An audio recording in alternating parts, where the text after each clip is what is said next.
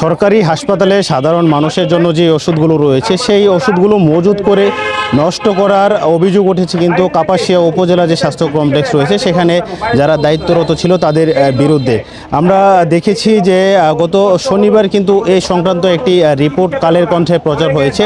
এরপর পরে কিন্তু প্রশাসনের পক্ষ থেকে কিন্তু টনক নড়ে বসেছে। আমরা যে বিষয়টি জানি যে হসপিটালের জন্য কিন্তু প্রতি বছর লাখ লাখ টাকার ওষুধ ক্রয় করা হয়। সেই ওষুধগুলো কিন্তু সাধারণ মানুষের যে প্রেসক্রিপশন করা হয় তার সাথে কিন্তু সেই ওষুধগুলো লিখে দেওয়াকে তাদেরকে বিতরণ করার জন্য, তবে সেই ওষুধগুলো বিতরণ না করে কিন্তু হসপিটালে যে একটি রুম রয়েছে অর্থাৎ একটি আবাসিক ভবনের নিচতলায় কিন্তু সেই ওষুধগুলো রেখে দেওয়া হয়, যেগুলো প্রায় কয়েক বছর ধরে থাকার কারণে কিন্তু মেয়াদ উত্তীর্ণ হয়েছে এবং বর্তমানে কিন্তু সেগুলো ব্যবহারের অনুপযোগী হয়ে রয়েছে। অর্থাৎ কাপাসিয়া উপজেলা যে স্বাস্থ্য কমপ্লেক্স রয়েছে সেই স্বাস্থ্য কমপ্লেক্সে যারা 2023-24 সনে যারা এখানে দায়িত্বরত ছিল তাদের বিরুদ্ধে কিন্তু এই অভিযোগটি উঠেছে। আমরা দেখতে পাচ্ছি যে এই বিষয়ে কিন্তু আজকের কাপাসিয়ার যারা সাধারণ মানুষ রয়েছে, সাধারণ নাগরিক রয়েছে, তারা কিন্তু এখানে উপস্থিত হয়েছে এবং এই ঘটনায় যারা জড়িত রয়েছে তাদের শাস্তির দাবিতে কিন্তু তারা এখানে উপস্থিত হয়েছে। আমরা যে বিষয়টি দেখতে পেয়েছি যে ওষুধের যে ঘটনাটি রয়েছে সেই ওষুধ কাণ্ডের পরে কিন্তু স্বাস্থ্য মন্ত্রণালয় থেকে 3 সদস্যের তদন্ত কমিটি গঠন করা হয়েছে, যাদেরকে আগামী 7 দিন সময় দেওয়া হচ্ছে। এই 7 দিনের ভিতরে কিন্তু তদন্ত করে তাদেরকে রিপোর্ট জমা দিতে বলা হয়েছে। আমরা এই মুহূর্তে যে বিষয়টি দেখতে পেয়েছি যে এইখানে যারা সেবা নিতে এসছে তারা কিন্তু যে হাসপাতাল রয়েছে তার সামনে কিন্তু অবস্থান করছে। তাদের যে দাবিগুলো রয়েছে যে এই যে এতগুলো ওষুধ নষ্ট হয়েছে তার সাথে যারা জড়িত তাদের যেন শাস্তির ব্যবস্থা করে। আমরা যদি একজনের সাথে একটু কথা বলতে চাই, আচ্ছা আপনারা এখানে আজকে কি জন্য এই অবস্থান করছেন এবং আপনাদের দাবিটি কি? আমরা মূলত এখানে দাঁড়িয়েছি আমাদের এই তরগাঁও কাপাসিয়া উপজেলা স্বাস্থ্য কমপ্লেক্সের দীর্ঘদিন যাবৎ রুগীদেরকে হয়রানি করা হচ্ছে।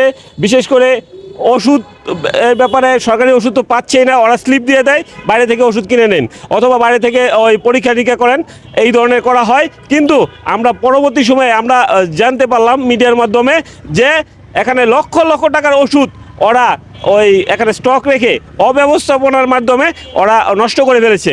কিন্তু সাধারণ মানুষ হাহাকার, যে অনেকে আসে ডাক্তার দেখে যায় কিন্তু ওষুধ কিনতে পারে না, ওষুধ কেনার সামর্থ্য থাকে না। যেহেতু আমাদের গ্রাম অঞ্চল, আমাদের বেশিরভাগ দরিদ্র মানুষ, সাধারণ মানুষ, তো তারা ওষুধ কিনতে পারে না, অথচ লক্ষ লক্ষ টাকার ওষুধ নষ্ট করলো।